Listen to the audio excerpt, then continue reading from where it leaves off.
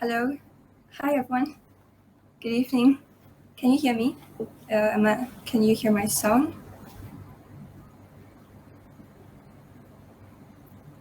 Okay. Thank you very much for your response. I'm very excited to see all of you here. And welcome to our DSC TAUC event, Meet the Experts, Journey in the Industry. So I'm your host for tonight, and my name is Liana. Before we start our event, let me just brief you through our agenda for tonight. So as you can see, we will have 2 sessions today.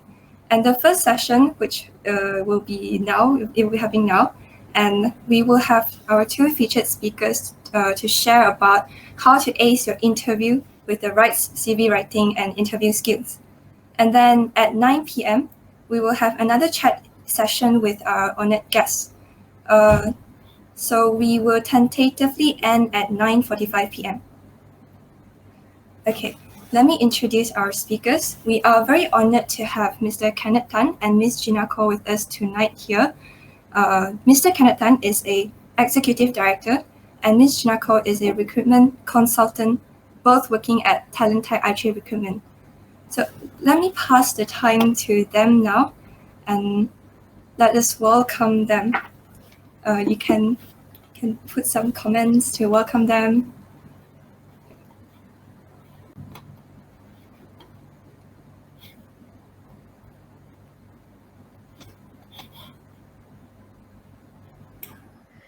Hi everyone, my name is Gina. Can you see me? Yes, Hi yes. everyone. Hi, Ms. Gina. I think Mr. Kenneth is having some problems. Sorry, yeah. Just hold on. No problem.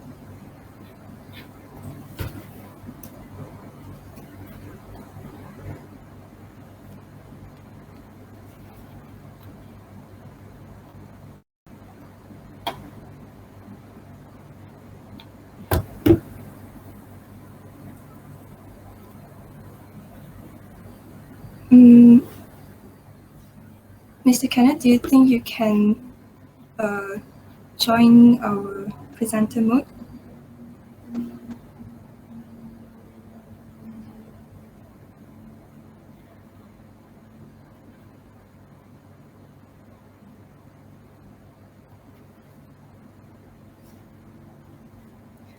I think you will need to manually accept it if you are seeing any notifications, Mr. Kenneth.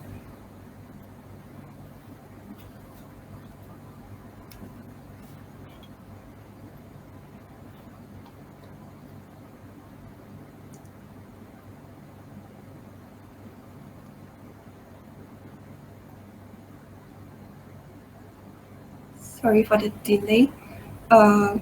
Ms. Gina, if you have any slides to present, you can also present it now. I also can leave the stage to you if you need it. Yeah.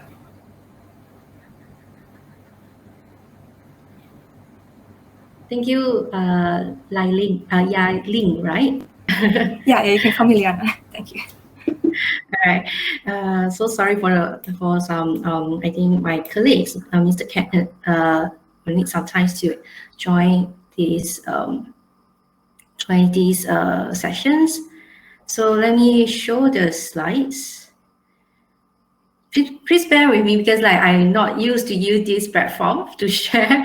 So may have some difficulty on a technical issue. Okay. So I hope you guys have seen this full screen.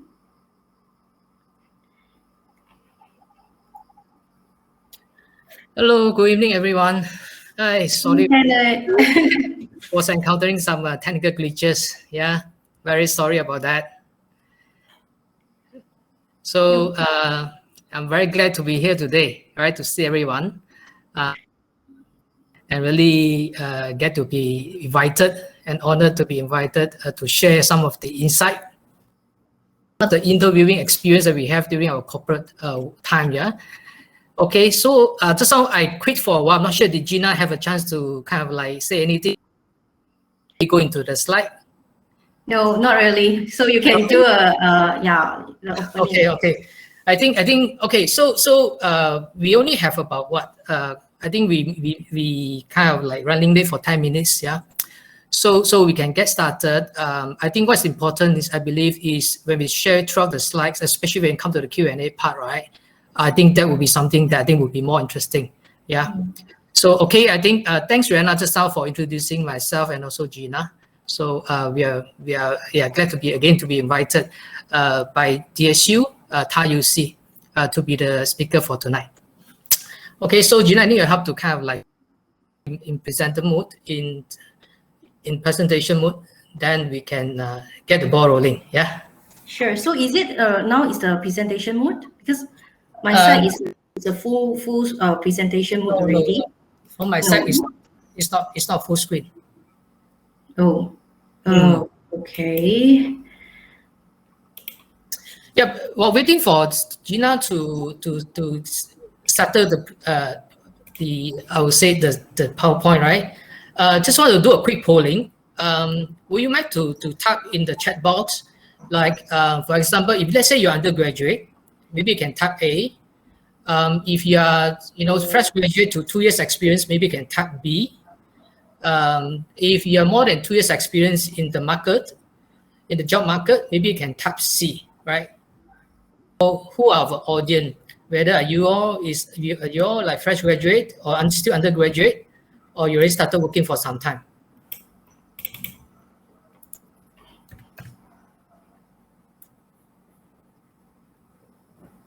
I can see a lot of A, yeah? A lot of undergraduate.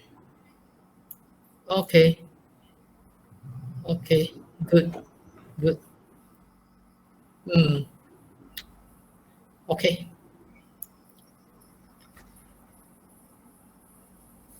Good. Okay, I think let's get started, yeah, in the interest of time.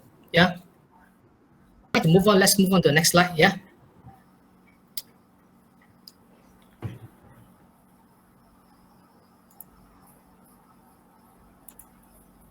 How come the slide's not moving? Now it's in the second slide. Oh, okay. Maybe it's my set problem, it seems like. Yeah, I still stay at the first slide. What can I do? Maybe what I can do is let me try to share the screen instead you share the screen. Sure. Okay, no can. Okay, so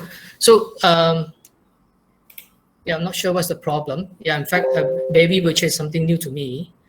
Okay, so this is something that we're going to cover for tonight. Yeah.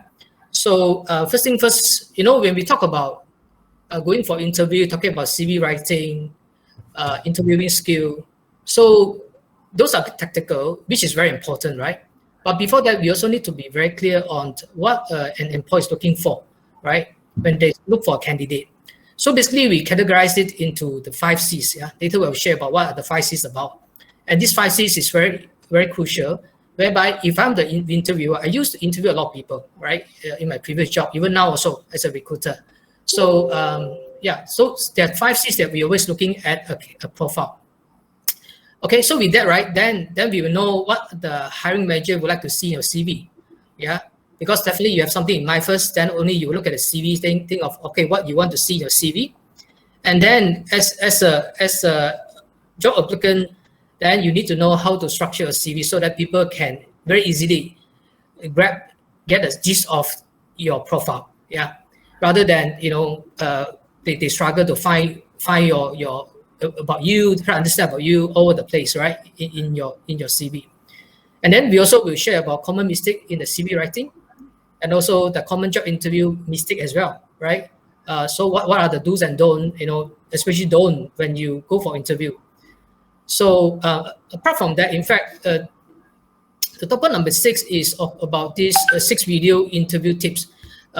Since most of you are undergraduate, right? So maybe that could be something that we can spend very little time, just flash it over, so that at least you get some idea. The reason why we inserted this topic is because in the course of interview during pandemic time, there's so far we don't have come across much face-to-face interview during pandemic time. Most of the interview will be conducted via video conferencing. Yeah. So, and a lot of time we realize that, especially for the fresh graduates, even some of the junior one, even some of the senior one, they made some mistake during the video interview. Yeah, so we thought it would be good to share for tonight. Okay, so yeah, let's keep the ball rolling. Yeah. Okay, so what are the 5 C's that an employer will look for? Yeah.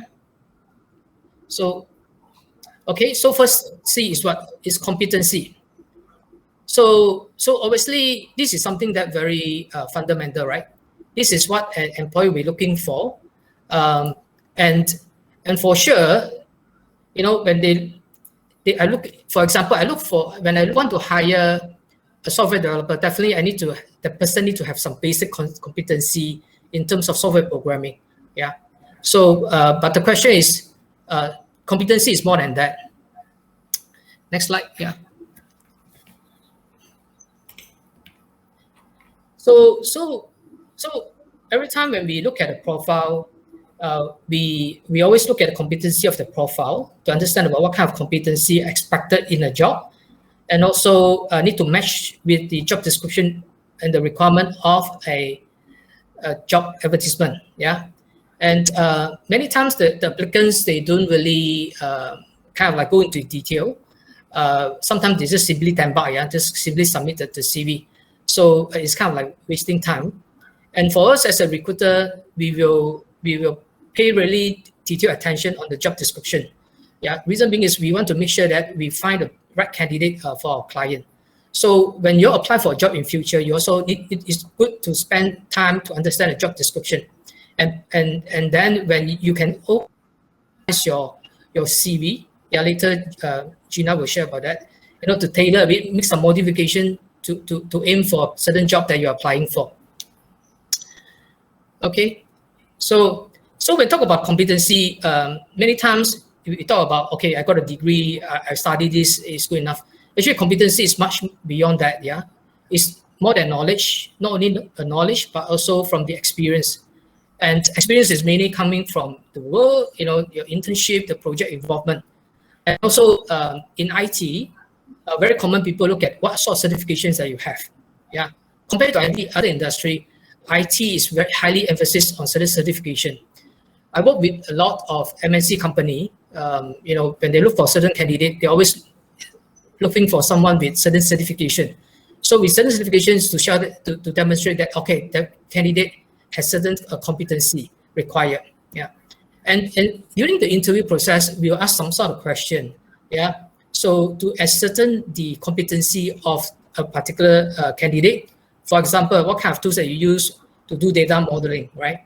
What are the most significant project involved that you use Power BI tool? What do you rate your proficiency in Power BI? How many years of experience you have in business intelligence domain? Yeah. So this is very fundamental. People hire you because of this competency. Yeah. It's an entry and it's a gate for you to get in. But that doesn't guarantee your job. Okay, let's move to the second C. Okay, so for the second C is communication. This is extremely important. A lot of people, especially techie, they thought that, okay, I'm good in certain, let's say, programming, software development is good enough already, right? But in actual fact, in the real world, it's very different. No doubt, you know, when you're a fresh graduate, your first 1 or 2 years, 3 years experience, your skill is very important. But again, you're living in a community, you work in a company, you need to deal with a lot of people. So communication becomes something so fundamental and so crucial. And based on what we see in the market, right, people that get a higher salary, always they're good in communication, in addition to technical skill, right? So especially when age catching up, then this communication becomes so important. So inevitable, all job require either writing or verbal skill. This one is definitely required. And also when you move up your career to take on a more senior role or more customer facing role, communication becomes so important. Like you move from pre-sales, as a functional consultant, as a solution architect, if you're a CIO or CTO, communication is so important, so crucial. In fact, it's one of the key criteria for that to select you, for a certain job. And also, very importantly, in your job, you need to be able to articulate very clearly and also in a very structured manner. Yeah. So, for example, during the interview process, we ask the candidate like, tell me detail about the key project that you have involved, right? How do you conduct a workshop? So, why do we ask this kind of question? Basically, is want to understand whether this candidate able to communicate or not, right? Able to structure what they want to share. Able to, yeah, a command of English is good enough. Yeah, these are some of the selection criteria. It is much beyond compared to just normal, the technical skill set, yeah, for communication. This is highly emphasized by certain companies, especially for those MNC. Communication skill is very, very key for them. Okay, so let's move on to next C. Okay, so next C is on the career direction. Yeah. Next slide, please. So what does it mean? So very important is when a company look at a profile, they would like to know what would be your area of specialization, and then will you prefer to work in a vendor environment or end user environment? So vendor environment like a software house, right? You develop software for a customer. End user environment is you work in let's say an organization, for example, bank, right? Their end user environment, and then and this knowing the clear career direction is very important. Reason being is employer always look for a candidate that can align to their direction and also align to a company direction, have a long-term career go with them, right? So they will not want to hire someone to join them for 1 year or maybe half a year, then they say, oh, something not suitable, then resign. So it's a waste of time, waste of resources for employer. So employer is very particular on that. And also, if someone very clear on their career direction, this person tends to be very motivated, very committed on their work. So you don't need to have too much of pushing. And this person will always have this motivation to learn, to take on new challenge. So sometimes when it comes to interview, we ask questions like, share to me what are the sample, what are your career directions, and then what are the specialization you would like to secure in your skill. Yeah. So for example, if let's say you want to specialize in SAP, then when the company know about it, they know that, okay, if the company looking for someone more on the, let's say, maybe the data, yeah, or data analytics, so then they know that you might not, definitely you don't fit to them. Yeah. So they want to know your future, your career direction. Yeah. They know your past from a CV, but they don't know about your future. This is something that they would like to know. Okay, let's move on to C number 4C. In the interest of time, I need to move faster. So another one is on a culture fit. Yeah. So this, there are some. They are in terms of the technical skill set. They are good in communication. They also have clear career direction, but sometimes they just don't being offered a job because of culturally they're not fit. Yeah, so culturally is something that very, very subtle, and sometimes when we ask our client, right, we say, how do you find a candidate? They say, yeah, this is good, but culturally they're not fit, right? So then we will ask the question, what do you mean? So some client will say, okay, because our company is very fast paced, but this candidate seems a bit slow, or maybe our company emphasizes a lot of open communication. And also emphasis a lot of collaboration among the team member. So with that, they will kind of like gauge whether this candidate is suitable, culturally is it fit or not. And especially for MNC, they highly emphasis on this culture. And MNC stands for multinational company, by the way. So MNC, they tend to hire someone with MNC background. And true enough, many sort of people without MNC background, when they start going to MNC, normally they struggle big time, yeah, because of culturally very different. How people work very different compared to a small company or a local company. So common question that we ask, like, in what type of working environment are you most productive or you prefer? Yeah, some people they don't like to interact with people. Some people would like to feel that I need to work in a team rather than alone. Right, this kind of thing will tell us whether that person is suitable, and also we ask questions like, any project involved require team involvement, and what role do you play to ensure success of the project? So these are questions. Basically, we would like to know about this person. Is it able to collaborate very well with other team member?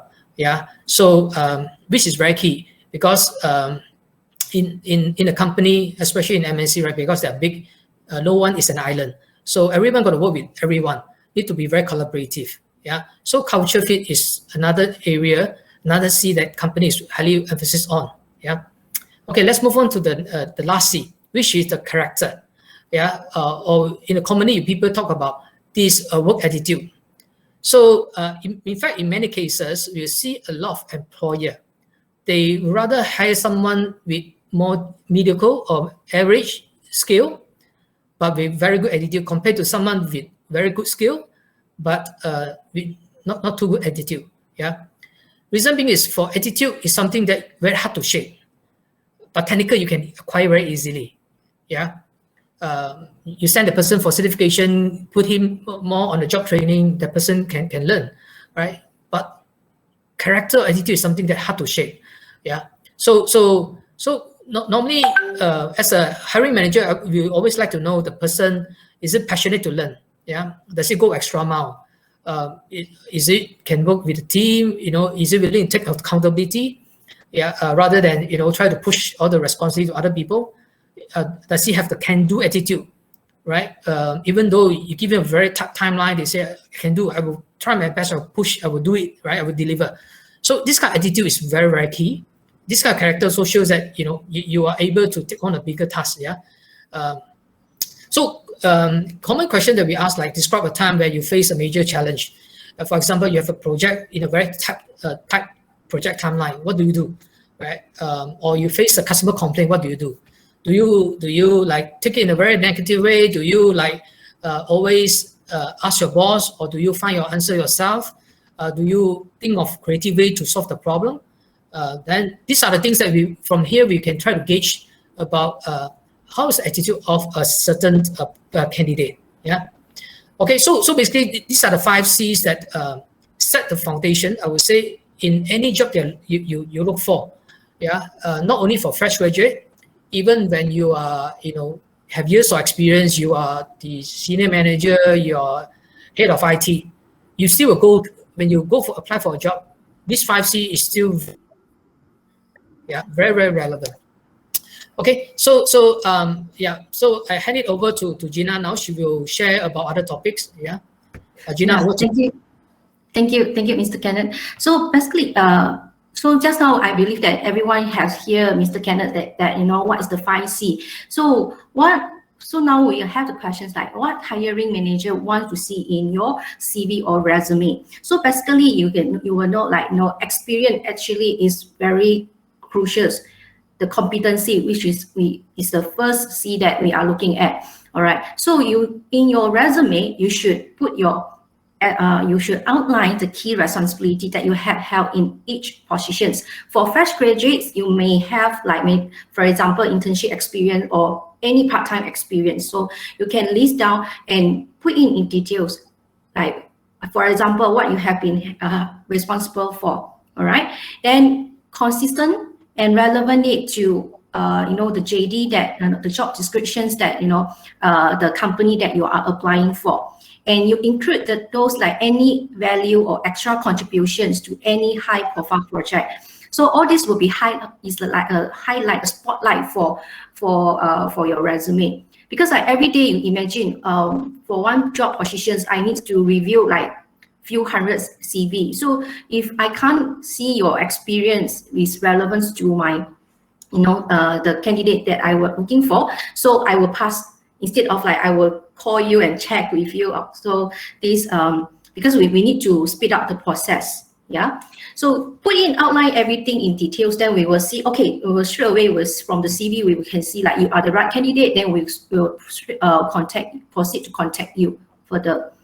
So the second portion step, which is very important to show, like, is your education's progression. Right, I will advise all of you, like, put down like SPM, then diploma, and your bachelor degree details in this in your resume. All right. So what you should include in this resume is, like, I have a sample, structure for you, which is you should have your degree title, then followed by your university name, then your duration. For the duration, I will advise you to put your start date and end date. For example, let's say for year 2 students, okay, you might have your resume, send your resume for internship. So you should include your end date as well. Okay, you don't put present, okay, because we don't know like how many years of degree or how many years of diploma that you are studying right now. So you should put start and end date. For example, let's say you are going to finish your study by 2022 June, then you put 2022 June. Then we know that you are in the middle of your study. Yeah. Then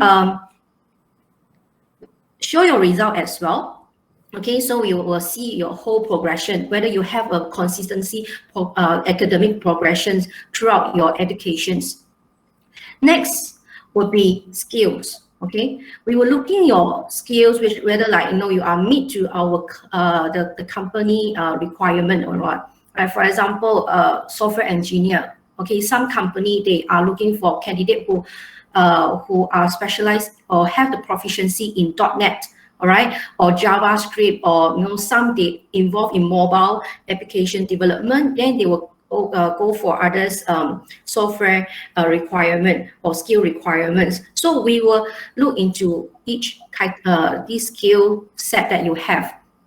So I also list down these what kind of what are your strengths that you can include. For example, able to work under stress. Okay, multitasking, adapt fast in any change, articulate well. All this is your strength. Okay, you can put down and many more. Okay, you can do some research. I think like nowadays, like you are very convenient. You can search everything by Google's. Then you can like find out more and list down those like which is relevant to you. Okay, reflects your ability as a profession as well, which you can include those language proficiency. Okay, technical skills, as well as your programming language, software proficiency, and certificates. This certificate is different than your education progression. This certificate is like those like professional certificate, for example, Microsoft certificates or SAP certificates, and so on. And last but not least, that one of the key component that we're looking for fresh graduate is this achievement, right? Achievement or result. So in this area for fresh graduate, you can include, for example, your extracurriculums achievement. Okay, for example, you are the vice president of the clubs. You are the treasurer for the clubs. Then if you involve in NGO activities, yes, please include it in your resume as well, because this is also one of the selling point of yourself. Then scholarship receiver, you also can list down. Then project achievement or competition achievement. Yeah. Just to add on, nowadays a lot of companies start looking at this area, quite emphasis on this area, especially if you are aimed to join MNC.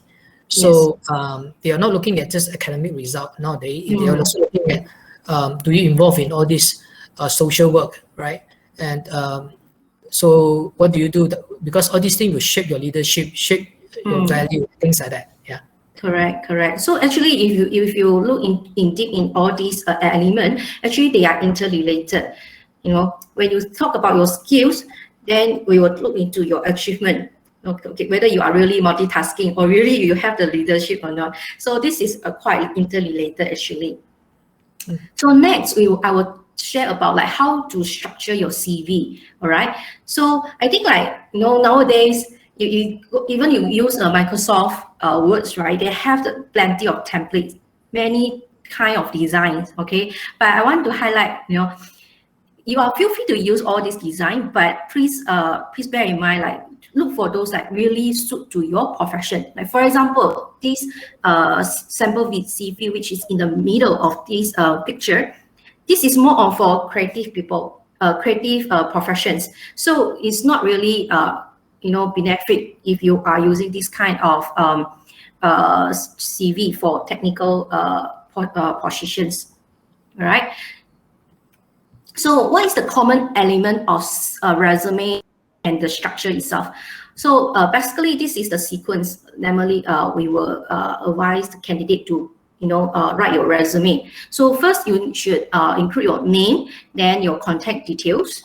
For example, your mobile number, email address, and house address will do. All right, you don't need to include too much of details. Then followed by career objective or direction. Okay, what you want to be, what's the profession that you are looking for. Okay, then followed by this profession experience, which is your working experience. Then your qualification, your academic education qualification. Then followed by your skill summary. Then followed by your achievement and these extracurricular activities. Then only referee. Okay, so in this structure, right, I will advise utilize this one page. Because for fresh graduate, right, normally we will advise you only have the one page resume instead of like 3 page or 4 pages, because like it's quite unnecessary. So 1 to 2 page is good enough. So you should allocate most of the portions of your resume for your for this professional experience. Yeah. So let us see what is the common mistake in the CV writing. Okay, I'm not sure whether you can see this picture very clearly. I hope you can see this picture very clearly. Okay, first, what was this?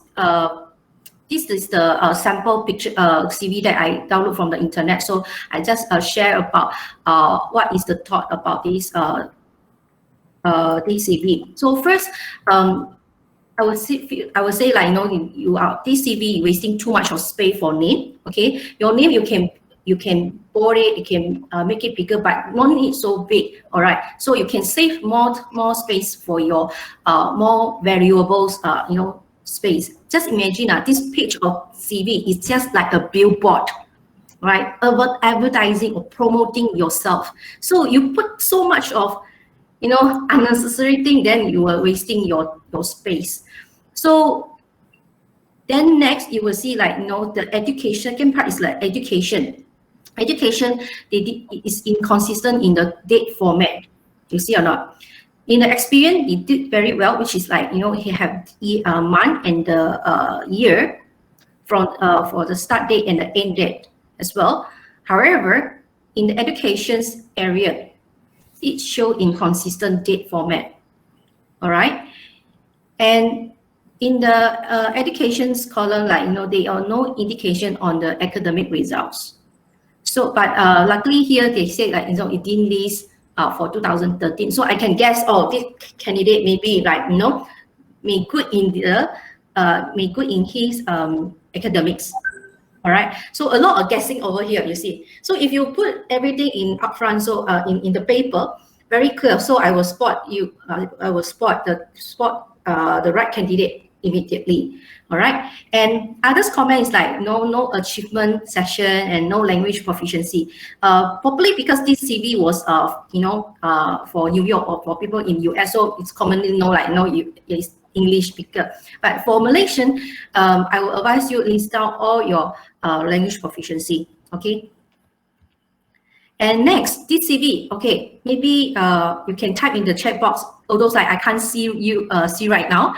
Okay, you can guess what is the problem, the mistake that over this CV. All right. So first, okay, if you want to put your photo, put display a professional or formal photo instead of a very casual one, or the picture that you took during your vacation. Okay. Then secondly, for the introductions area, which is like you should relate it to your career objective or direction. Okay. And what value that you can bring to the company and what the employer is looking for. So when you do your CV, I will advise you study the JD as well. The job scope that the company publish. So you will know, like, whether you are able to whether you can suit into this job, as well as and the hiring manager, when they look for the CV, they will know like whether you are the right candidate for the company or not, right? So next will be experience. Okay, so for experience here, they say career of summary, fine. However, internship, okay, no, whole things like, this is the most important part, as I just now mentioned. But here is only like 10%, 10% in this CV, all right? So you are not furnished in details. Okay, secondly is like latest experience always need to be the top, all right? When you arrange your sequence of your anything related to the date, right? Please put the latest on the top, then followed by the sequence. Okay, don't put the in 2012 then you put in the top. No, always current. Okay, the current latest experience put on the top, then only follow to the oldest record. All right. Again, sorry to stop you. Maybe you can try to not put a full screen mode. Okay. Yeah. Can't see, is it? Is stay at 25. Slide number 25. Oh, okay. How about now? Yeah. Okay. Now better? Now it's moving, yeah. So sorry about that. Okay, so but can you see the wording inside? Yes, yeah.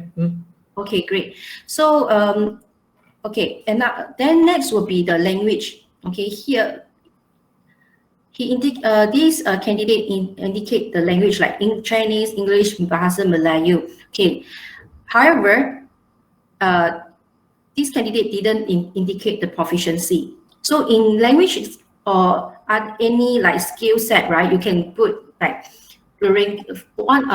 First type of rank proficiency indication is like you can put the skills like five points, like 1 to 5. 1 is very is not good, then 5 is very good. Then you can put the mark for yourself, rank yourself, or you can put the proficiency, whether you have good proficiency, professional proficiency, or moderate proficiency, right?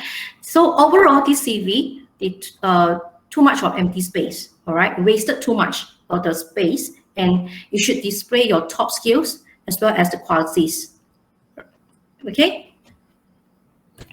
Then next, will be I can say quite a good sample for a good CV as a sample. All right. So this candidate has a very good whole structure itself have a very good percentage of the important those like variables information for the CV for recruiter as well as the hiring manager to look into it. So very clear, he mentioned like, he wants to become a software engineer, all right, and how many years of experience that he has right now, and want to become to be specialized in something. Okay, then after that, only area that I can spot about the arrow is the date format.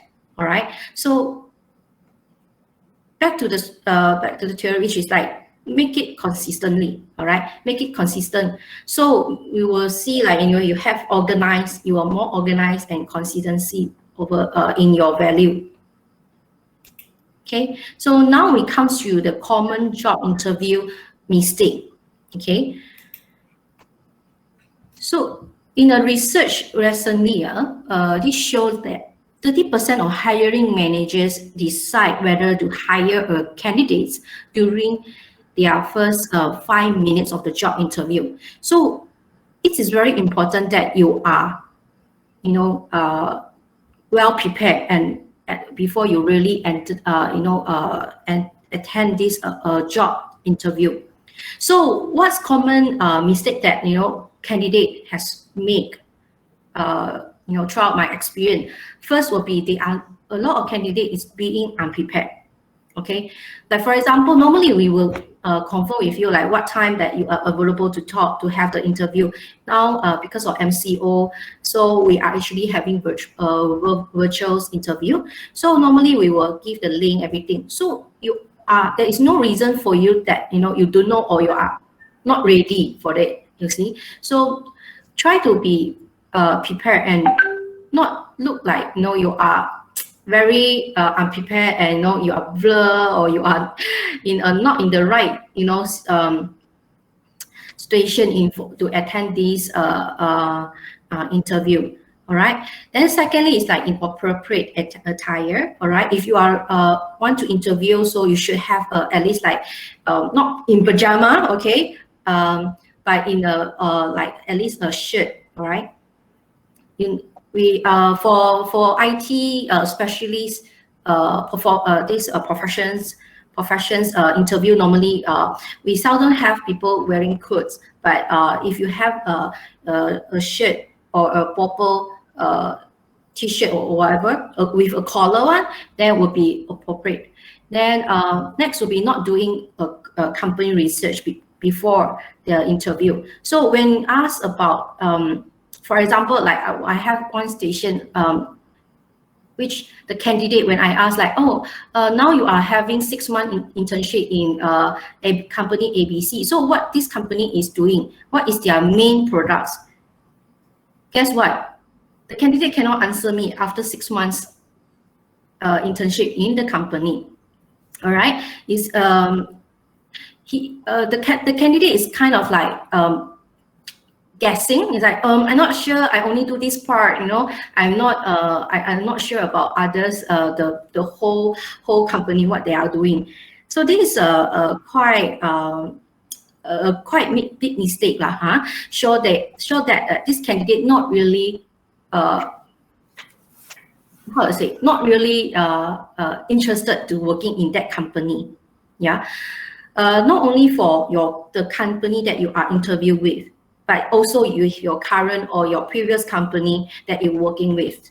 Okay, so you should do a good research before you attend the interview.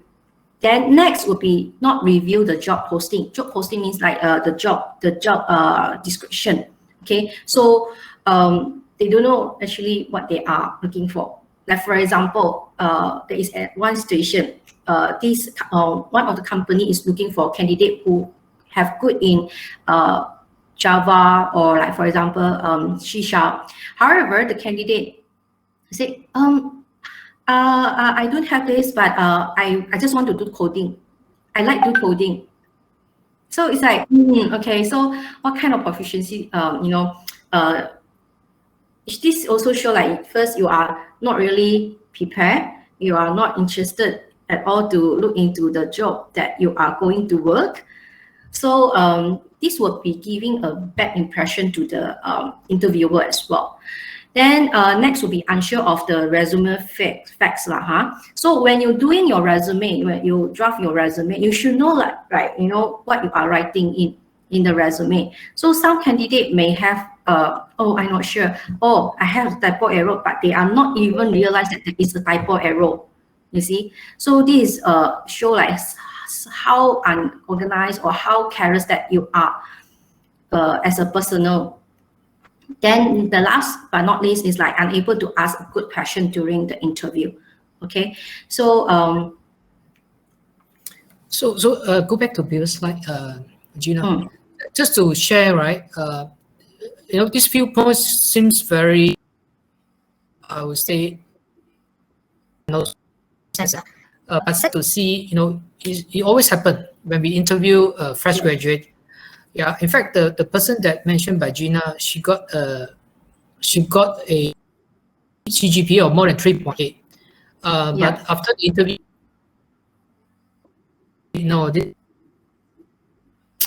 she stopped. She doesn't come back, and also very basic question, also couldn't answer. Yeah, so to underestimate all these things, all this is to a lot of company is given. Yeah, you should have all these things ready.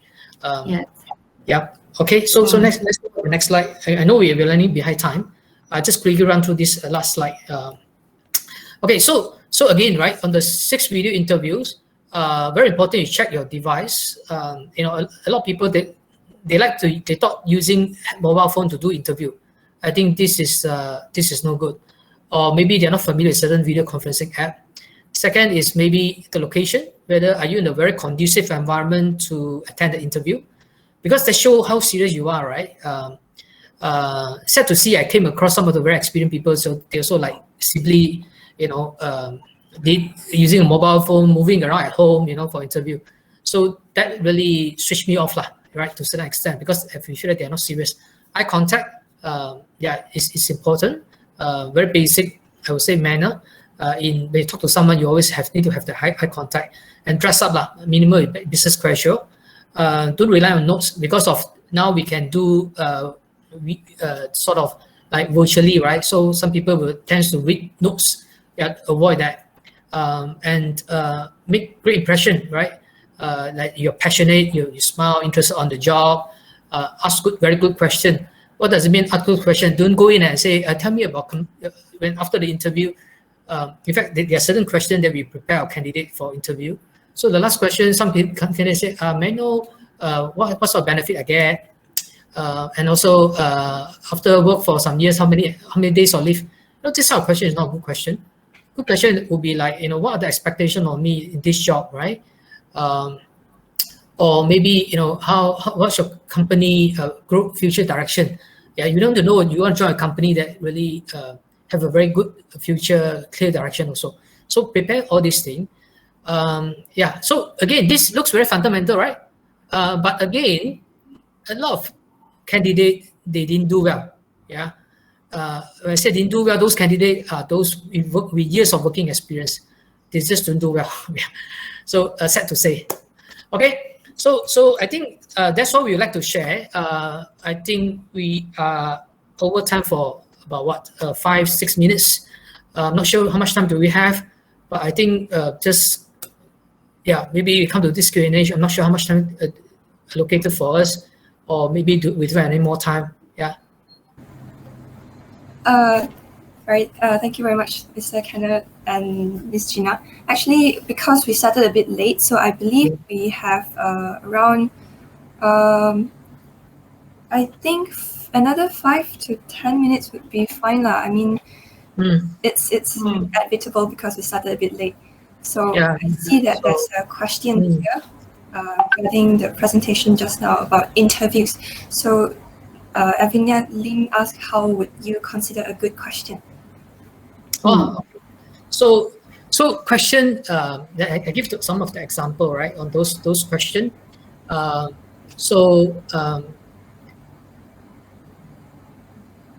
Like just one example, commonly people will, I think it's good to know, is because when I apply for this job, so what would be the expectation on me, right? Do you expect me to work more than 8 hours a day? You expect me to learn very fast, to be independent? Yeah. Expect me to master certain skill within certain period of time? For example, some company will say, oh, you need to master this skill within 3 to 6 months. Yeah, we send you for certification. At least you are clear, yeah, about their expectation. So also, like, you know, when you look at the company website, you know that, okay, so what would be, you also can ask question like, what would be my career progression, right, after I join the company? So meaning to say, am I going to do the same project every year, or maybe would there be any, I might be being exposed to more different, apart from local project, I also exposed to overseas projects? You know, ask those questions. Then people think that, wow, you know, you're serious. Yeah. And this is something that a lot of people is lacking. Even though experienced people, right, they just don't know how to ask a very good question. Yeah. You know, lately, we met up with sort of also our friend, you know, is a head of APAC. She in her interview, she said when she was applying for a job, right, she always asks people, since you call me for interview, there must be a reason why you call me for such to attend the interview, right? So this kind of question, people will think that, wow, you are very different. You think before you come, and also you don't simply apply for a job. The kind of impression that you give to the interviewer or the hiring manager. Okay. Yeah, I believe the fundamental of asking a good question is actually showing how much thought process you have put into when formulating that question. So I hope that answer will satisfy Yubina Lim and Nicholas Pham. So do you have any other questions, like the audience? Do you have any other questions?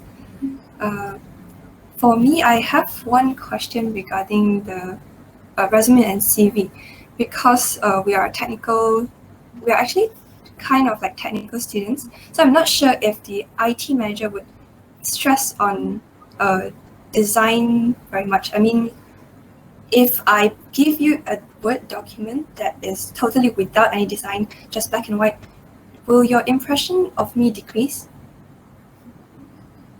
All right, I understand what your question is like. Whether I should use a very colorful design, right? Or like, I saw plenty of design of resume, but I think the most important is like, imagine that 1 page or 2 page of the resume is kind of like a billboard. You see the billboard on the road, right?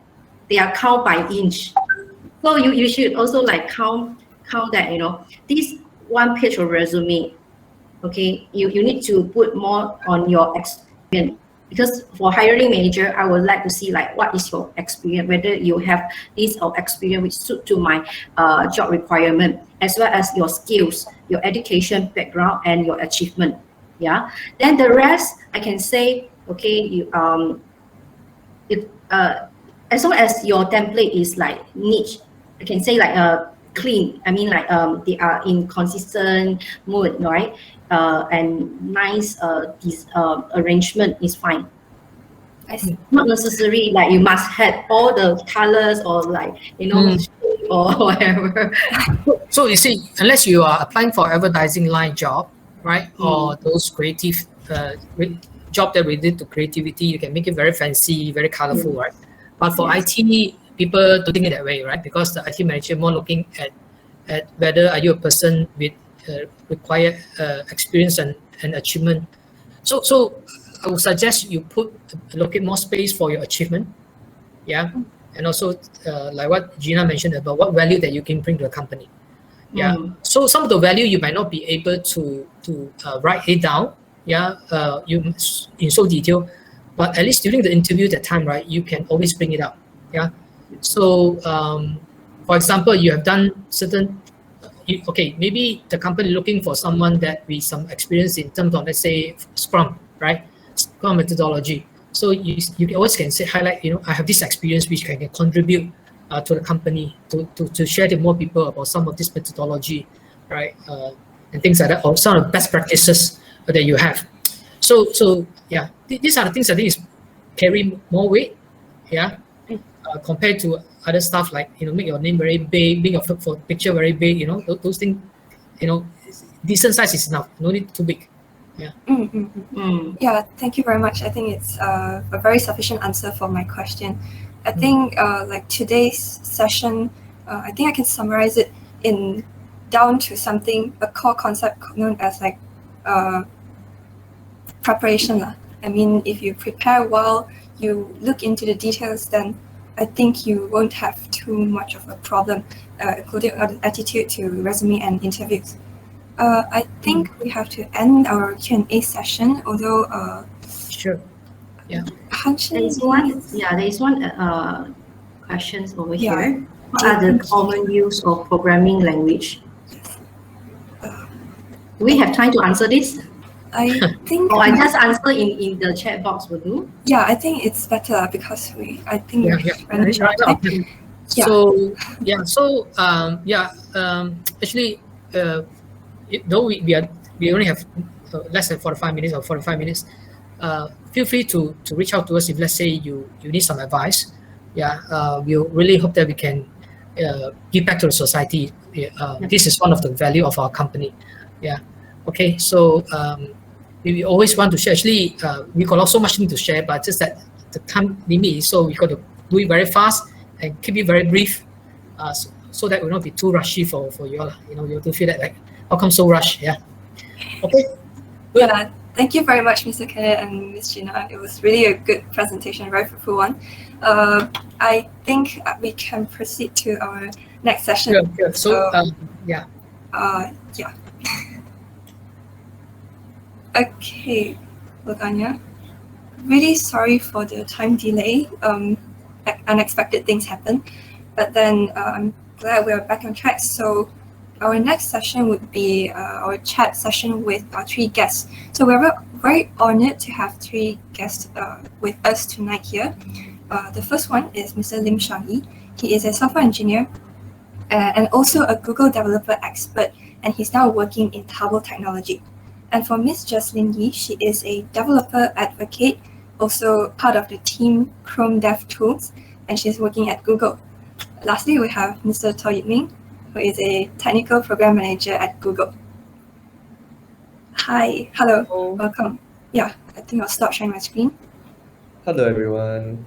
Hi, Is Shang here? Mr. Lim Shang-yi. Yes. Maybe he's also facing some technical problems. Okay. But I think we can start with a self-introduction so that the audience can get to know you more. We can start with Miss Jocelyn or yeah. Okay. Hi everyone. My name is Jocelyn. So currently I work in Google.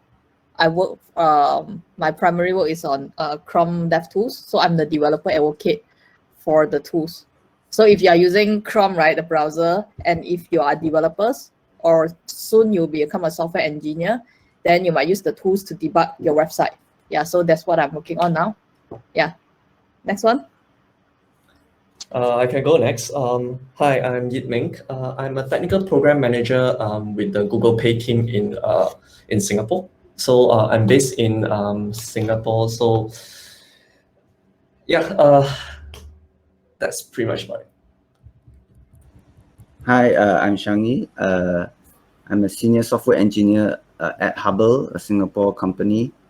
I'm also the mobile team lead for their products. So yeah, we have some positions open as well. So we have both internship and software engineering positions available in Singapore, Malaysia, and Vietnam as well. So if you're interested, just let me know.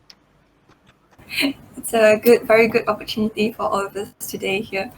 I mean, yeah, so this session will be more like a chat session. It will be a bit more casual to ask you on your real life working experience so that we as students can understand more about the real life career, how it looks like. So we'll be asking you questions for the first, hopefully we still have time, first 20 to 30 minutes, and then the last 15 minutes will be collecting questions from the audience. So the audience can also formulate your own questions, and then we will answer them towards the end of the session.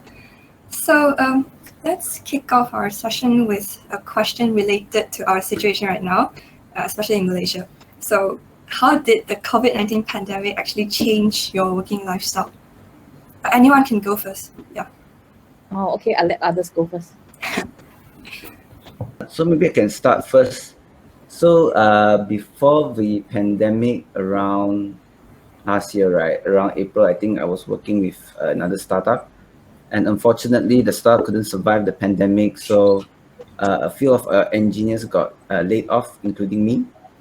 So yeah, so during that time, a few of us had to look for a new job, and very fortunately able to get hired within around 2 or 3 weeks. So yeah, and I could get started working straight away the next month. So I started working at Hubble April last year. So it's been a year and a half now. So for the pandemic, most of the time, since we are used to working in the office, but since we have transitioned to work from home, for IT and technology, it's actually quite straightforward. There isn't really much things that is different compared to working on site or in the office versus home. Some might find that working from home might be more conducive if we are working as a software developer for a certain time, but once we go into collaboration and meeting, it can be a bit of a challenge. Yeah. Okay, then probably I can go next. Yeah. So for me, I joined Google last year. So before this, I work as a freelancer. So usually I also working from home since before COVID. So the working from home part actually doesn't impact me that much.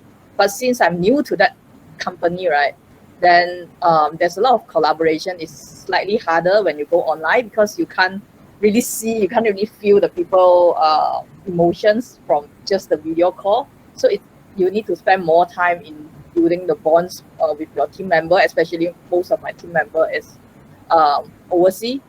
Then the culture differences, so there are some effort that I need to put in to build the relationship. And then there's also the emotions impact when you are stuck at home. So working from home and stuck at home is two different things. So if you're working from home, I can working from coffee shop or anywhere, but now I can only like stuck at the home, and then my emotion, and I know that some of the people emotions actually quite get some impact. So you need to take care of your own emotions and make sure that you are happy, and then stay calm, and then don't read a lot of news, so to keep you more happy, to keep you happier. Yeah, so I think that's the difference. Yeah, for me. Jocelyn, you are missing out a big part about the fun of working in Google. Yeah, so I don't Google actually. Getting to the office is actually one of the best part about working in Google. So right, so when the pandemic started, actually I was caught in the middle, just right in the middle. It's because that typically when because I'm based in Singapore and my home is in KL, so I typically fly back to Malaysia every 2 to 3 weeks. So that particular weekend that I flew back, I just brought my work laptop and a small suitcase of things. That's about it. Then I went back home. Then suddenly on Monday evening, I heard that, oh, Singapore is locking down on Tuesday. Singapore is locking down on Tuesday and Malaysia is locking down on Wednesday. And then there's a lot of procedures that we have to do before we get back to Singapore. So, but we are, for folks that is working in Google, we are so used to working remotely because we do visit other Google offices. We fly to Mountain View quite often to collaborate with people. So working remotely with our home-based team is actually pretty normal and pretty usual. But however, one of the biggest difference is actually the collaboration, like what Jocelyn mentioned. Being able to do projects face-to-face and discuss about problems face-to-face does makes a lot of difference. It actually gives us a much higher throughput and also much more better efficiency. Like Jocelyn also rightfully mentioned, right? Be able to see somebody's body language is very important to get things done. And also to have very casual chat, like over the walkway, like when, so how Google's offices are being designed, right, is that every 200 to 300 meters, there will be a pantry. So that there's a lot of people walking, there's a lot of foot traffic around the office. And most of the time, how we actually get certain information or even to ask like very quick question, right, is we bump into somebody, another Googler in the walkway, then we will just have like a quick 5-second question, and then we will just chat about it for about maybe a couple of minutes, then we are done with it. So instead of you having to ping someone, wait for the person to reply, and then probably get into a GVC, into a video conference, and start talking about the issues that we are having. So, and one of our VP just recently said, the collaboration energy is actually very, very powerful. Like to be collaborating together in a room, because the energy, right, does influence one and each other. So I think that is one of the things that is really missing because of this pandemic. I think that, yeah, I would agree with that too, because yeah, it's really different when working from home. I mean, doing assignments with friends. But yeah, so to us, we're still students. So you guys are working in the workplace. So there's a common saying about like whatever we learn in university will not really play a role in the working in the real workplace. So what do you think of this statement? Do you think it's true? Maybe Mr. Lim, you can answer this question. first? It really depends on what they teach you though. So maybe during my time, it might not be. I'm not sure what they are teaching you guys right now. Maybe you can list down whatever stuff they have learned. Then maybe you can just do a quick session and see whether you or not. One technology. I am a software engineering student, and we are actually learning ASP.NET now. Something related to Java, also basics of C++. Very basic. Yeah, basically. Maybe the comment section can add on more. I think I wouldn't say that statement is true where what you learn in uni cannot be used at the workforce. But when we look for junior engineers or look for students for internship, we look at whether they have the grasp of core concepts, regardless of what technology you use. So you can say that you know C++ only, or you can say you know Java only, or you know ASP only. The questions we ask will not tend to gravitate toward a particular technology, depending on what are you interviewing for, of course. And we will formulate our questions around core common fundamentals. So we may ask you, maybe you can help me. Let's say, for example, I give you a problem and then you need to try and solve it in code.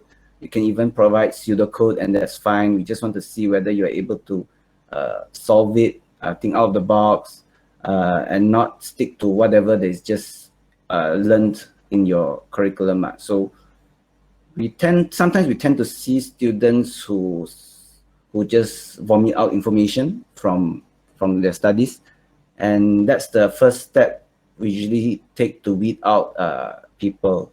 Yeah. Like the more programming languages that we learn, it doesn't necessarily mean that we are a good programmer. Yep. Yeah. The more if let's say in your resume you mention you have you say you know more than, let's say, 3 or 4 or 5, then it's a kind of a red flag to us. For me, personally, I would think, why would you know so many languages during this period of time? I would quiz you more, understand your skill level for each language, because you mentioned you know so many languages. We might even probe you to a very specific language fundamental of that particular language and ask you more about that. Yeah, so just be honest with us and let us know what is your proficiency in each language, but the questions we ask will not be tied to that language itself. Yeah. Okay, thank you. So, Ms. Jesslyn, what do you think as we students should actually focus when we try to transition from academics to career? Like just now, Mr. Lim mentioned that it doesn't really mean that we have to drill our programming languages. We learn a lot. So what's your take on this? Can you repeat your question again? Sorry, I need to. Sorry. What do you think we should actually focus on when we are trying to transition from an academic environment to a more technical workplace kind of environment? Okay. So since all are student, right? So you student, you think you're academic, right? But you're actually not academic, because you study, the end result of your study is either you build a startup or either you go and find work. So you need to prepare yourself for the workforce, correct? Okay. So I kind of so then the question is, learning more language, is that helpful? Is that helpful or not helpful, or something like that? Yeah, there's a thinking like we should learn more programming languages. Learning more programming languages, I mean, it's a good thing. I mean, if you just go and learn. So, for example, it's like you master, I mean, I can talk Chinese, I can talk Mandarin, I can talk Malay. So it's a good thing, but it's not necessary. So if you learn English and you are good in English, that could be enough. Yeah. So it's not learning more languages will help you, but it's using the right tools to do the right work. So for example, if your passion is on data processing or data science, then the language that you should focus on probably is Python, because now Python or R language are the language that people use. There's a lot of tools built on that ecosystem. So you can focus on that and then learn more towards that. if your passion is on web development, then JavaScript might be something that you want to focus on, or ASP.NET. But I think you feel ASP.NET a little bit old, right? Just now, when you said you mentioned your study, but I think the fundamental of programming language is the same. So if your school is teaching you ASP.NET, then you feel like it's a little bit outdated. I think that's fine, because in my time I learned VB6, and then when I come out to find the first job, and then the company actually asked me, oh, you know VB6, you don't know C#, I never heard of C# anyway. Then they questions me, but the real thing is I can pick up. So my next job, when I learn for my first job, I learn C#, and then I can learn on it fast because I understand the fundamental. So if you ask me, think what you want to do next, which industry you want to focus, and then see what are the languages that's suitable for that job, then you go for it. Not like learn as more as possible, you have limited time, limited resource, so pick. Yeah, so choose your direction, right? Yeah. Okay, yeah, understood. +1 to that, definitely. Mr. To, I think I have a very interesting question for you also. Sure. This is about, like, as a developer, you don't have a work-life balance. And then, yeah, what do you think? Okay, so my answer might be a little bit cliche, but however, time management is actually pretty important. So I started my career as a software engineer, and to be honest, to say that developer won't have a your question is don't have a work-life balance, right? Yes, because it's like 24 hours, 7 kind of job. Okay, so technically it depends on how you manage your time. Being a developer is not scary as 24/7. It depends how much you want to do. So during my days, right, so I started my career about 12-13 years back. So a lot of my colleagues, they will do 9 to 6 fixed. Then by the time 6 o'clock, they will pack their bag and go home. So, but however, some of us, right, so for me, I'm very curious about a lot of things. So during the 9 to 6, I will typically do a lot of things that is within what is required of me doing for the job. Then after office hour, right, last time I do hang around in the office and start chatting with seniors that is still in the office about what are they doing, like what are the technologies that they are using. And also to ask them, is like, oh, is there anything that I can help? I have some spare time. I have finished my task early, and my manager doesn't have anything else for me to do. So it depends on how do you want to manage your time, and also how do you want to learn as well. So some programmers, they do like to, they are also like, they like to stay up very late, because that's when a lot of programmers, I believe a lot of you also do agree that sometimes like late in the night, that's when all the brain juice will flow. Yeah, because no one disturbs us. Correct. Because yes, that's right. Because no one breaks your train of thoughts. But however, it really depends on how you want to manage your time. So I would say yes and no. A very assuring answer. Oh, but go. Yeah, it's still true. It still holds true. I'm quite curious, like Mr. Lim, when you first went into your career, what are some mistakes that you have done or you have seen other people done? I remember when I first just came from TAR UC as well. That time we called it TAR only, Tunku Abdul Rahman College. Yeah. When I came out that time, what I did was, one thing I didn't really like to do was to apply for jobs, ironically speaking. What I did was actually, I think I read an article somewhere online, is where you just go to your LinkedIn, you fill in whatever you need to fill in, and in your title, just I wrote seeking for employment as a software engineer. That's it. And then I received a few invitations. One of them was for Avanade Accenture. I think it was Jesslyn's ex-company. Yeah, so I thought I wanted to work there. And then when we went through a few interviews, there were around 4 interviews. The first one was a language proficiency test. Then there was a logic test, and then there was a some technical tests. And then when I was down the line, I actually didn't really like continuing with that company because it tends to feel like too much red tape. I didn't feel comfortable there, but I just proceed with the interview anyway. And then I received another invitation to interview at a different company as well.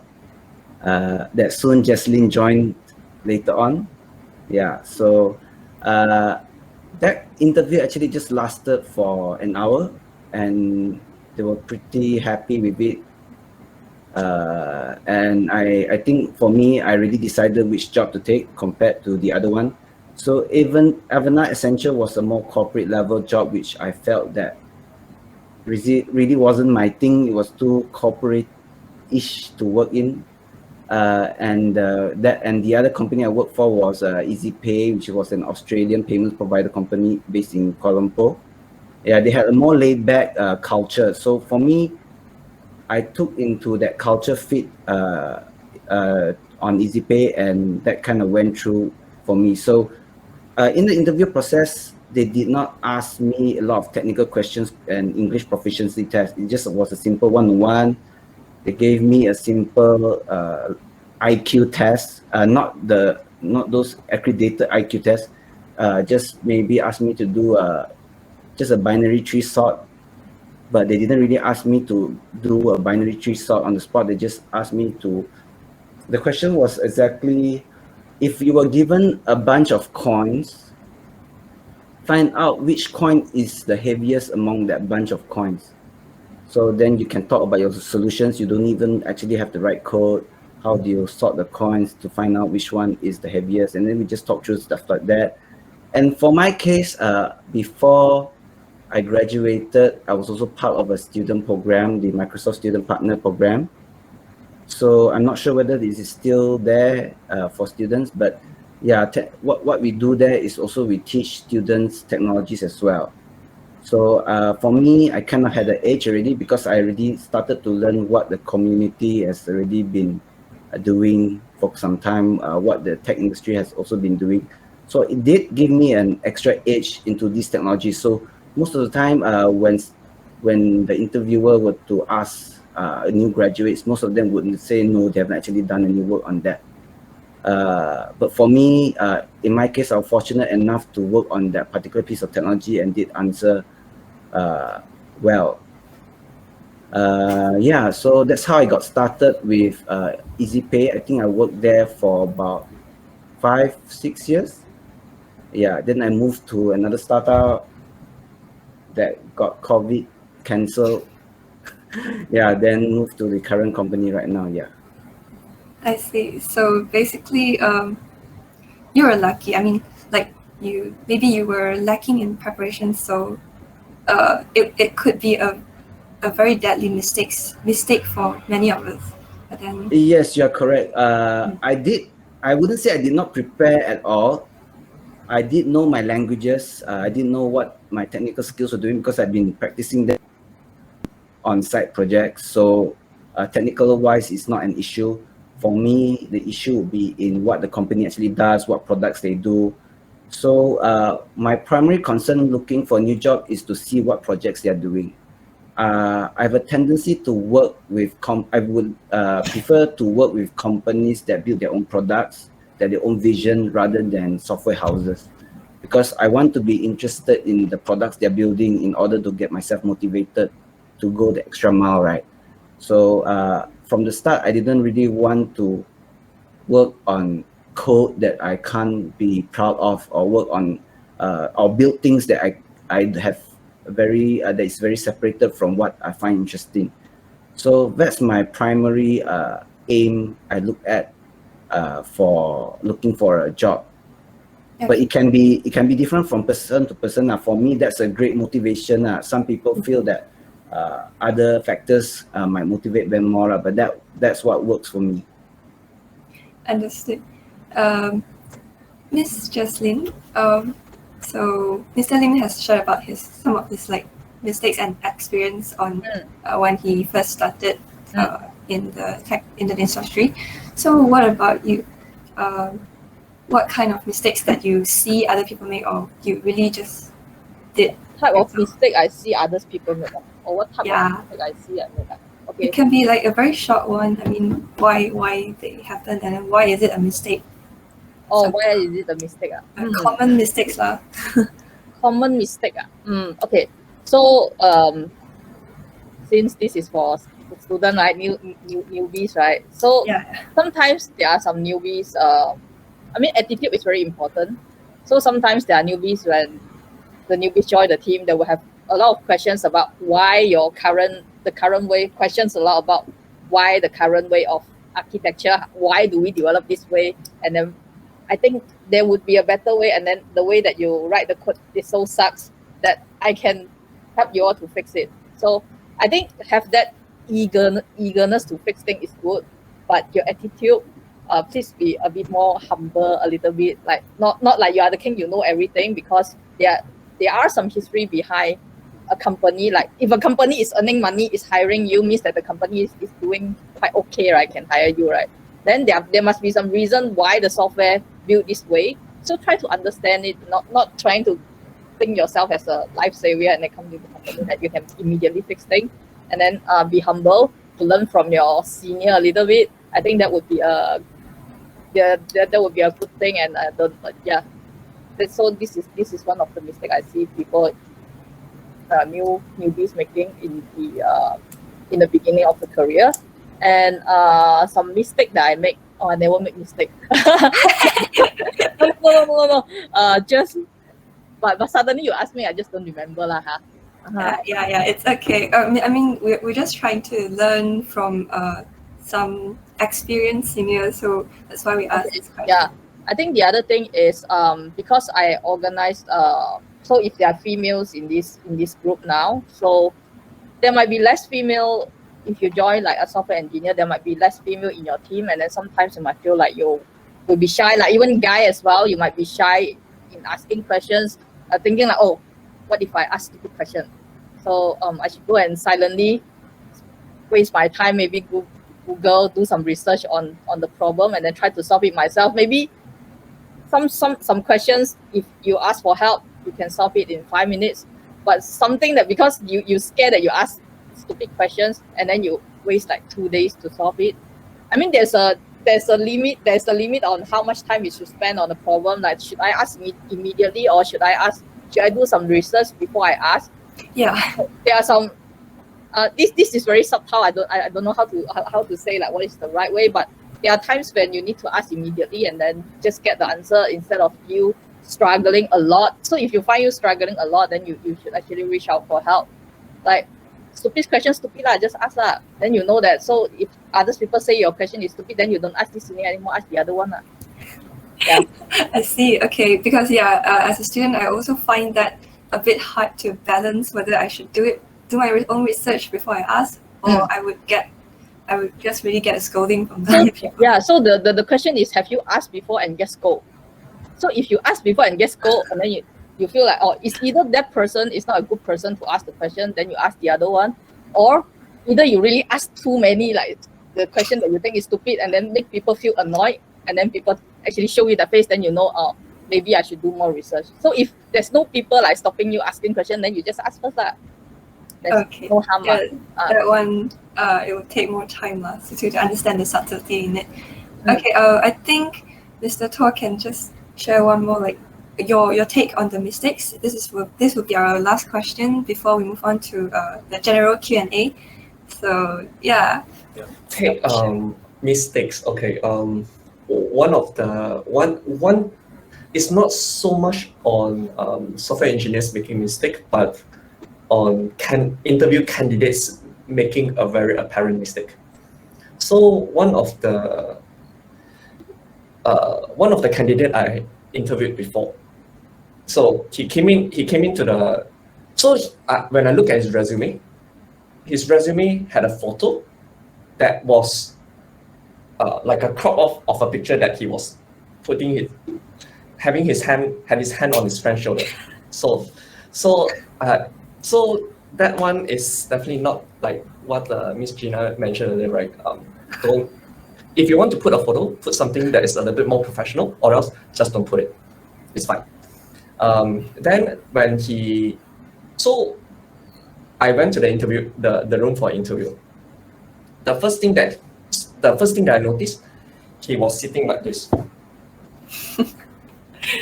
Wow. So that is bad. So whether you want the job or not, always leave a good impression, because the community and also the industry is very, very small, right? So then I started asking him some questions. Because that time when I was building a team, I had a slightly different way of interviewing candidates. So one of it is that I have a IQ game on my iPhone, and I say, okay, I will give you 15 minutes to solve a puzzle. To solve this puzzle, there's a lot of like mini puzzles that he solved. Then I will give you 2 opportunities to ask me how to pass to the next level. So he was playing with it. Then after that, probably after a minute or so, he just threw my phone on the table and said, "This is stupid." Wow. So I just stood up. I said, "Okay, thank you very much for your time. You may go now." Wow. Okay, that would be really arrogant. Yeah. So yes, rightfully, like what you mentioned, don't be arrogant, be humble, and also be inquisitive. Be curious about anything that people do in the company. Thank you for the sharing. I mean, I never expect, like, I always thought that as students we have to be really humble, otherwise you really, I don't know what to say. Yeah, that would be a personal attitude problem. Like what Steve Jobs mentioned, right? Be humble, be curious. No, that would be a motto that for all of us should really put it on our Facebook. Anyway, yeah, so I think we can move on to the audience questions. Because due to time restraints, I think after we've looked at the question, maybe one of you can answer. So then we can move on to the next question.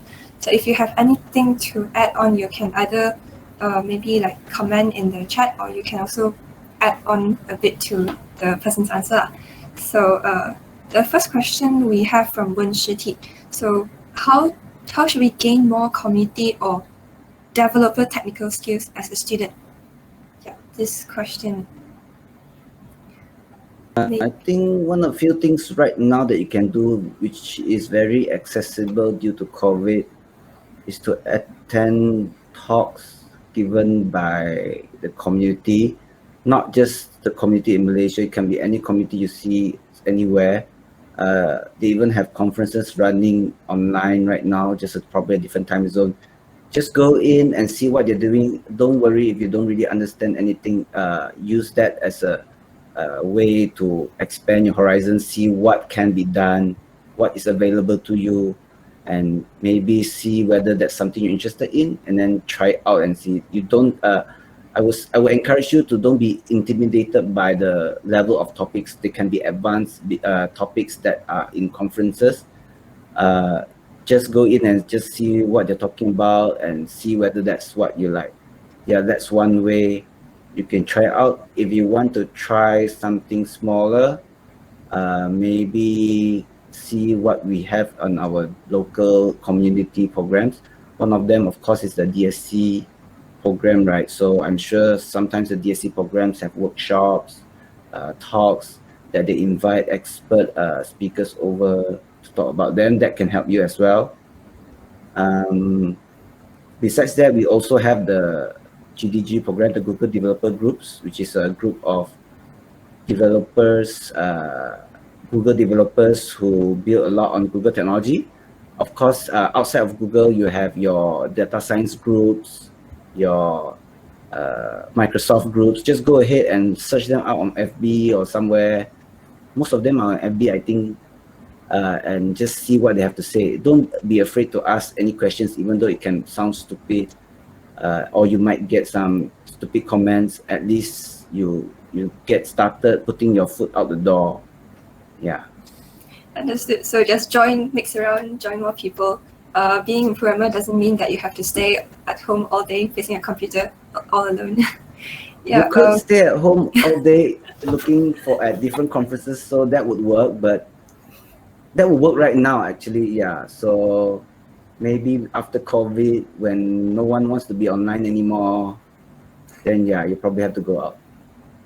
Understood. Okay, I hope that answers your question, Unshiti. So we'll move on to Daniel Wong Timpo's question. He asked whether is building more projects really useful. I think this has been already answered in the chat, right? So do you have anything to add on to this question? Because I remember I saw someone. I think Mr. Lin gave a pretty good answer on that. Yeah, he basically mentioned that building project is very interesting and you can get a deeper understanding, and then the first company will help you grow a lot. Basically, it's mentorship and colleagues and managers. Okay, we'll go on to the next question by Ping Oi. How much impact does the first company you join have on your career Trajectory. Yeah, trajectory as well. So, as Mr. Lim also mentioned just now, the first company is actually quite important because mentorship and colleagues and manager. Sorry, just to add on that, I don't know if some of you might find it scary. Let's say you are scared that if you didn't choose your first company properly, then you are doomed or something like that. But not really. First few things, if you want to join maybe a company that you like, is basically ask questions during the interview. Don't wait for the interviewer to ask you questions. Usually at the end, you can ask them all about a company culture. For me, that's what's important in IT, because you don't want to be in a company where you're stuck in a cubicle and everyone does their own thing and you're stuck with your own thing and that's it. You can talk about how teams work together, what teams you have, what happens if an issue arises during the development or during the product, what steps do you take to help mitigate this problem. Yeah, from then you can try to understand sort of culture the company is having. Is it a culture that everyone helps each other out to solve a common issue? Is it a culture where nobody knows what's going on? All they do is just follow what the boss says? Yeah, so even the hiring manager or the person interviewing can be a senior engineer or someone along that line, and they probably, if they say I don't know, then it can be a red flag as well. He doesn't know what he's doing. Nobody knows what anyone's doing. So yeah, ask a lot of questions. Don't be afraid to ask a lot of questions about the working environment, the culture, the products they're working on. Yeah, because that will give you a pretty good idea as whether you're interested in joining a company, whether you think you will fit well in that kind of environment. About the company thing, right, I also have one question myself. So I know Ms. Jocelyn and Mr. Tor, you're working in the world's largest company, one of the world's largest company, Google. So I'm quite curious, would you recommend like fresh graduates to go for a large company or a small company as their first job? So this one, okay.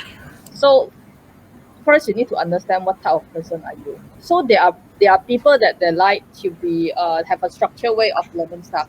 So for example, so if you are going to a big company, then you would expect like there's some structured way or there are some senior guiding you. They are more senior, more structured way to teach you, onboard you to learn something. But if you are a more adventurous person, that maybe you want to learn a little bit, but you need to have more flexible in doing your own things, then joining small company give you that flexibility of building your own stuff. Not that big company doesn't have, but not that a lot of big company have that. And small company actually give you that, or middle-sized company actually give you that, because people say that, oh, you might need to be one leg kick, means you one person do all the things. So you have more opportunity to adventures into different areas. For example, you are programming, you are a software engineer. My first company is a medium-sized company. So I need to be doing the software programming, but I also need to face the customer, like understand the functional requirement, because there's no person doing that. So I get to expose to that. So I am lucky. I'm grateful that I joined a small company in that case. So it gives me a taste of what others' job role is, and I get to do that. But if in a bigger company or a big-sized company, if you're a software engineer, then you're pretty much just doing your software engineering role. You might have opportunity to do others, but might not have that much. So first, you need to understand what type of person are you, and then which type of company actually fits your need. Yeah.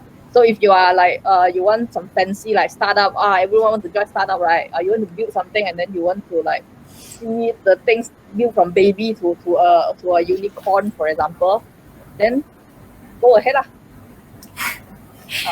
Okay, that's a very interesting point of view. But if you specifically asking for Google, I think Google have this some more of code or have this internship project that the newbies to join, so you can apply for that. So there will be interview process around that.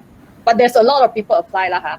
So to be honest, there's a lot of people to apply, and then you really need to be good and then be prepared of your technical like data algorithm kind of questions. So, but if you are experienced and you join Google, then there's also there are more roles on there, but also a lot of competition anyway. Yeah. So got it. Different. Yeah, I think we are actually nearing the end of our session. Although we still have Can I answer one more question? Sure. You didn't ask me. There's the first question asking, you did not ask me. So someone asking like, will it be stressful? Before joining Google, can I know more about what? Okay. So it's asking whether working in Google is stressful, and because I do freelancer before. Yeah. So there's a question around that. So I want to answer that. Actually, be your own boss, be a freelancer might be more stressful than working in Google, because, for example, if a freelancer, I charge by hours. Every day I need to work in order for me to get the payment, and the customer can just put me out and then don't pay, and then I need to like keep chasing for the payment. But in Google, I know that the company will definitely pay me, else I can sue them. And today, if I'm not that good, maybe I can drag my work a little bit, relax for today, and tomorrow I work more to cover back that. So working freelance can be more stressful than working in Google or working as an employed by a company lah. Yeah. I agree. And also working in Google, one of the things good about working in Google, right, is that they encourage us to take a lot of risks. So working in Google, you can take a lot more career risks than when you're working as a freelancer or you own your own startup company. Okay, depending on your, actually it depends on your personality. So if you are more, if you don't like to be restrained by company regulations, then maybe you will be better off as a freelancer. We still have some questions, but I think we have time constraints now. I'm afraid that we have to wrap up now. If anyone still has any questions, maybe you can contact Mr. Lim, Ms. Jesselyn, and also Mr. To, like respectively. Maybe you can, if you want to share your social media account or any platforms to connect to you, you can share it, in the chat box. Okay, can Twitter, Facebook, or go to my website. I shared just now already. Yeah, you can reach me out. Already. Yeah. Okay. Let me find where is that link. I need to scroll all the way up. Your Saturday night very hardworking all session 69 people now. Good ma. It's actually, we should encourage this kind of attitude. Be inquisitive. It's very, very good. I encourage you to watch movie. Relax, play video game. Yeah. Okay. No choice, we all have to work hard. One of the closing thoughts that I wanted to give to everyone, right? Joining Google is not impossible. Last time when I started my career, I always thought that I always dreamed to join Google in any capacity, but I've never thought that I will ever do it one day. So joining Google is one of the most fulfilling experience in my life so far. Okay. hopefully, And 4 years in Google, so far, it has been great. I really hope this will be something to motivate all of us here. So once again, thank you very much to Mr. Lim, Ms. Jocelyn, and Mr. Tor. Thank you so much for your time and your sharing. I really hope that we can have another event like anytime soon, hopefully lah, but not sure. So thank you very much. Thank you everyone for joining our session tonight. And then I think Thank you we'll for just having end us. here. Yeah. Thank you for having us. See you next See time. you. Bye bye.